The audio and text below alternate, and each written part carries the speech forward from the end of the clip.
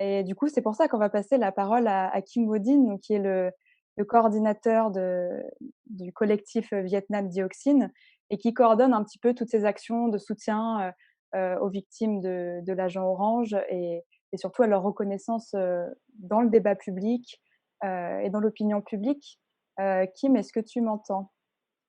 Oui, Est-ce que tu bon, pourrais, déjà nous dire, l'objectif, du collectif et qui se cache derrière ce collectif et toute cette mobilisation?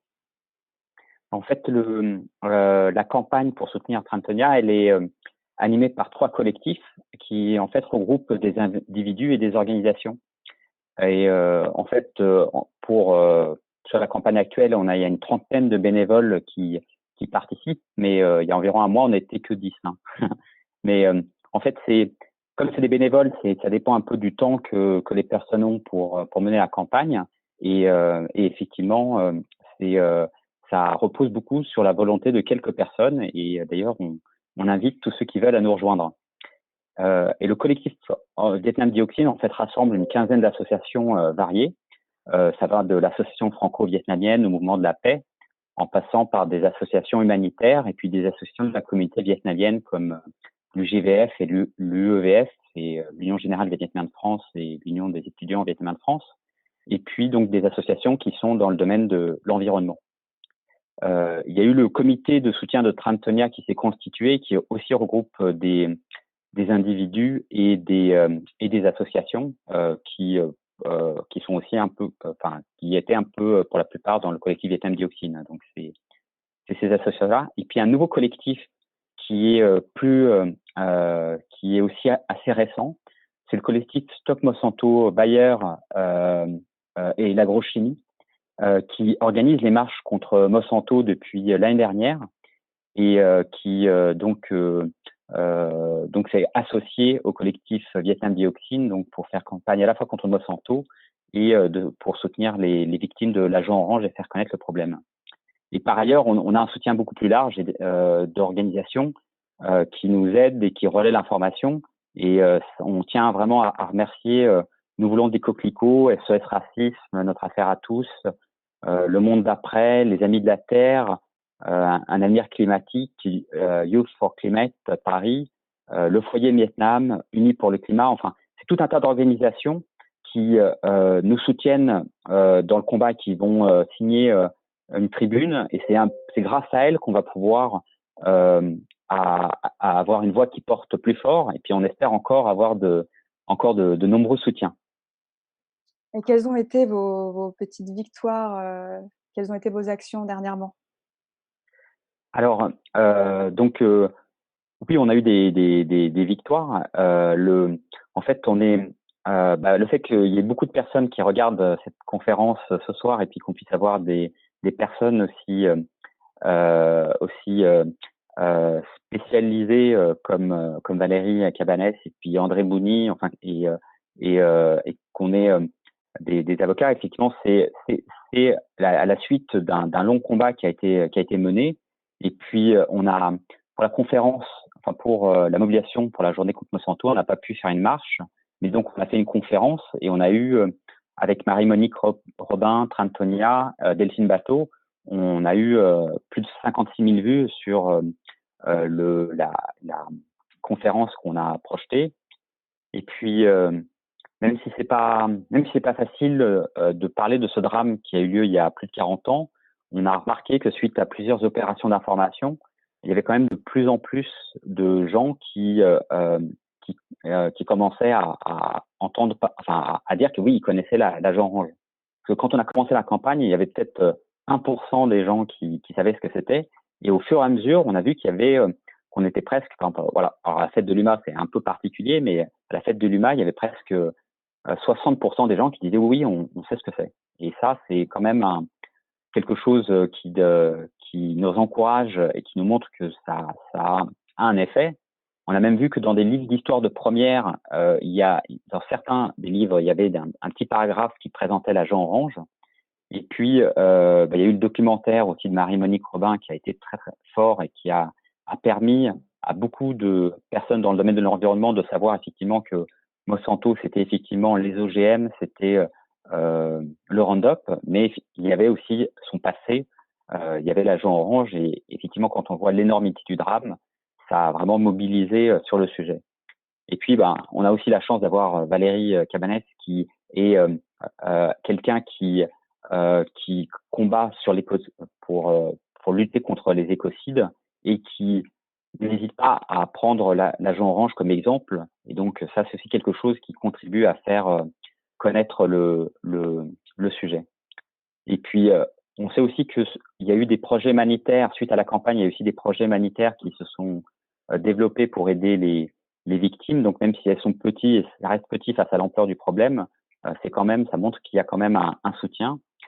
Mais on pense qu'effectivement, il faudrait que par rapport à la taille du problème, il faudrait qu'il y ait une solidarité qui soit d'une plus grande ampleur. Et puis, on veut aussi que le combat qu'on mène puisse servir à d'autres causes, que du coup, pour les problèmes d'environnement, pour les problèmes de guerre, pour les problèmes de lobbying et sur différents sujets, en fait, notre combat puisse servir d'exemple extrême de ceux qu'il faudrait éviter. Et donc, on veut continuer de faire parler du sujet pour amplifier la médiatisation et puis réussir à faire condamner Monsanto et les autres responsables. Merci. Alors là, je veux toute ton attention. Si je suis citoyenne et que j'ai envie de m'engager pour cette cause, qu'est-ce qu'il faut faire? Qui il faut suivre? Qu'est-ce qu'il faut partager? Oui. Alors, je vais peut-être en parler juste après, parce que je vais peut-être rappeler, parce que là, j'en ai parlé un peu vite, mais effectivement, quand on parle des objectifs de la campagne, donc, pour nous, avec l'agent orange, en fait, on estime qu'il y a un double drame. Parce que non seulement ça a eu lieu, mais en plus, le drame a quasiment été oublié pendant longtemps. Et on pense que comme la Shoah pour le racisme, ou comme Hiroshima pour l'arme nucléaire, l'agent orange devrait être un symbole pour l'environnement, un symbole extrême qui devrait être connu de tous. Et il y a encore trop peu de gens dans le grand public, même si dans les milieux militants, les gens commencent à connaître, dans le grand public, il reste encore trop de gens qui ne savent pas ce que c'est. Et donc, pour nous, c'est un symbole du passé, mais qui devrait vraiment nous aider pour le présent et le futur. Et l'agent orange, il porte énormément de sujets. Il porte les conséquences de la guerre sur l'homme et l'environnement. Il porte la notion d'écocide. Il parle des conséquences des pesticides sur la santé avec des perturbateurs endocriniens sur plusieurs générations. Il nous parle aussi de lobbying d'entreprises qui influencent la recherche, qui devrait évaluer la dangerosité des produits. Il parle du système de Monsanto où le profit est beaucoup plus important que la vie et que l'environnement. Il parle aussi du racisme parce qu'on indemnise des Américains, mais pas des Vietnamiens. Et puis, on indemnise les victimes du glyphosate américain, mais qu'est-ce qui se passe pour le reste du monde? Et puis, c'est aussi un problème de justice avec des responsables qui ne sont pas condamnés. Effectivement, j'approuve tout à fait l'idée de Valérie Cabanès qu'effectivement, il faut qu'il y ait des entreprises, mais aussi des hommes qui soient condamnés parce que ils savaient, ils ont quand même laissé faire. Et donc, aux côtés de Trentonia, on demande que la justice des victimes vietnamiennes soit reconnue et que, comme telle, elle soit indemnisée, comme les victimes américaines. Nous voulons aussi soutenir les victimes et favoriser le développement de l'aide médicale et des projets de solidarité. Et on veut que ce drame puisse servir aux générations futures et puis pour tous les combats que j'ai cités plus haut et effectivement, donc, que ce drame ne puisse plus être oublié. Et donc, si on veut indiquer quels sont les moyens pour les personnes qui nous écoutent et qui voudraient nous aider, partagez l'information sur les réseaux sociaux. Parlez-en autour de vous. Venez nous rejoindre pour nous aider pour la campagne. Proposez-nous d'intervenir à une conférence. Aidez-nous à organiser une expo, un débat ou à organiser une projection. Et puis, si vous avez 5 minutes par semaine ou quelques heures, si vous avez des compétences et des contacts, ou alors si vous en avez pas du tout, c'est pas grave non plus. Le plus important que les compétences, il faut de la motivation, parce que la compétence, ça s'acquiert. Et puis, il y a plein de choses qu'on peut faire pour aider. Enfin, moi, je suis chef de projet informatique, et puis finalement, je me retrouve à intervenir dans une conférence et organiser une campagne. Donc, je veux dire, il n'y a pas de compétences qu'on ne peut pas acquérir.